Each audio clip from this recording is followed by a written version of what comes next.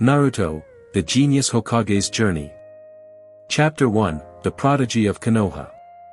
The Hidden Leaf Village was alive with activity as the day began. Vendors shouted to sell their wares, children played in the streets, and shinobi moved with purpose through the bustling marketplace. Above it all, towering over the village, stood the Hokage monument, its stone faces gazing down like silent guardians. Among those faces, the visage of the fourth Hokage stood proud, a reminder of the hero who had saved the village.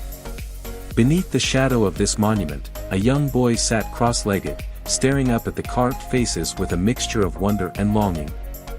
His spiky blonde hair caught the sunlight, and his sky-blue eyes burned with determination. This was Naruto Uzumaki, the boy everyone in the village seemed to avoid.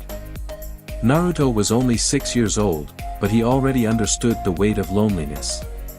The villagers would whisper when they thought he wasn't listening, their voices dripping with disdain. "There he is," they'd say. "The demon fox boy." He didn't fully understand why they hated him, but he didn't let it crush him. Instead, it fueled him. He would prove to everyone that he wasn't the monster they thought he was. One day, they would acknowledge him, not with fear or scorn, but with respect and admiration. Naruto had no family to guide him, no parent to hold his hand. What he did have, though, was an insatiable curiosity and an unyielding will. He spent his days exploring the village, sneaking into places he wasn't supposed to go. The library was one of his favorite haunts. Though the librarian always shooed him away, Naruto would wait until she wasn't looking, then dart inside to grab as many books as he could carry. A discovery that changed everything. One afternoon, as the sun began to dip toward the horizon, Naruto wandered further from the village than he ever had before. The forest surrounding Konoha was dense and alive with the sounds of rustling leaves and chirping birds. Naruto's small frame darted between the trees, his footsteps light and quick.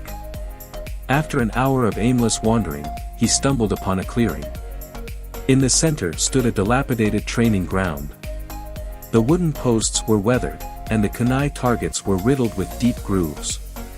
Most intriguing of all was a small, crumbling shed at the edge of the clearing. Curiosity got the better of him. Naruto pushed open the creaky door and peered inside. Dust motes floated in the sunlight streaming through a broken window. The room was cluttered with old scrolls, broken weapons, and faded books. Naruto's eyes lit up as he spotted a pile of scrolls stacked neatly in one corner. He grabbed one and unfurled it, revealing detailed diagrams of chakra pathways and instructions for basic jutsu. His heart raced. "I can teach myself," he whispered, a grin spreading across his face. For weeks, Naruto returned to the training ground every day. He practiced tirelessly, often until his small hands were blistered and his body ached. He started with the clone technique, focusing on every detail in the scrolls. At first, his clones were faint and flickering, but with time and persistence, they became solid and lifelike. Naruto wasn't satisfied with just mastering techniques. He wanted to understand them. He began experimenting, testing how different hand seals affected the outcome of a jutsu. He discovered that by tweaking the amount of chakra he used, he could alter the strength and duration of his clones. A child with a plan. Naruto's intelligence didn't stop at jutsu. He had a natural talent for observation and strategy. As he wandered through the village, he paid close attention to the shinobi he encountered. He studied their movements, memorized their hand seals, and even listened in on their conversations. One day, he noticed a group of chunin sparring in a public training area. Naruto climbed a tree and watched from above, his sharp eyes catching every detail of their movements. He saw how they anticipated each other's attacks, how they used the environment to their advantage. When the sparring ended, Naruto stayed behind, mimicking what he had seen. Though his small body lacked the strength of the chunin, his quick mind made up for it. He imagined himself in their place, reacting to invisible opponents. Over time, Naruto's practice sessions became more structured. He created his own training drills, combining what he had learned from the scrolls with what he had observed. He set goals for himself: land 3 kunai in a row on the target, hold a clone for 5 minutes without letting it disappear, dodge imaginary attacks for 10 minutes straight. The spark of recognition. Naruto's progress didn't go entirely unnoticed.